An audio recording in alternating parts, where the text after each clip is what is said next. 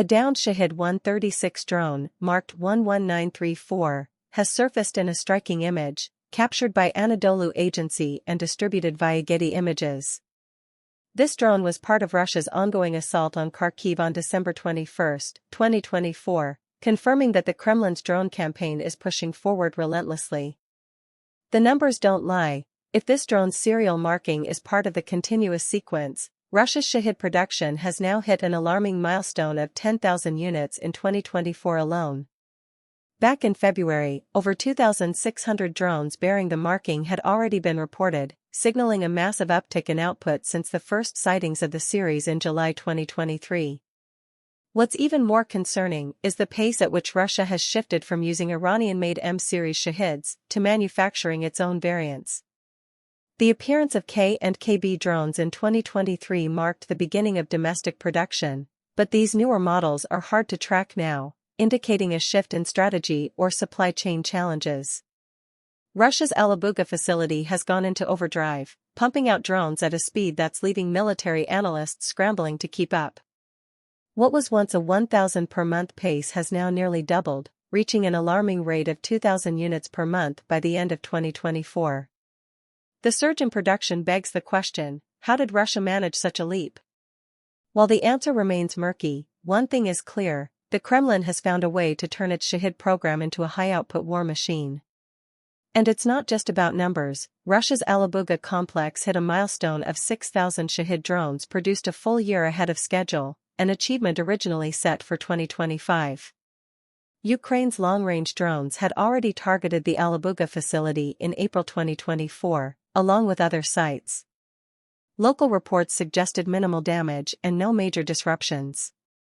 The Shahed-136 drones and their modification Garand II in Russian service are one-way attack UAVs designed for long-range strikes on critical infrastructure and military targets.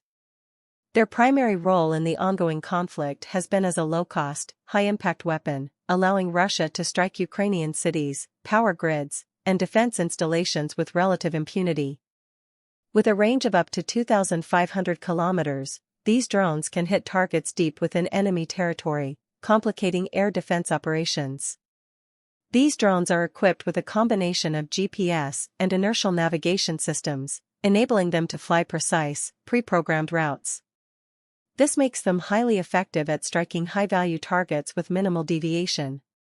Additionally, Shahed-136 is outfitted with thermal imaging cameras, allowing for precision targeting in low-visibility conditions, including night operations.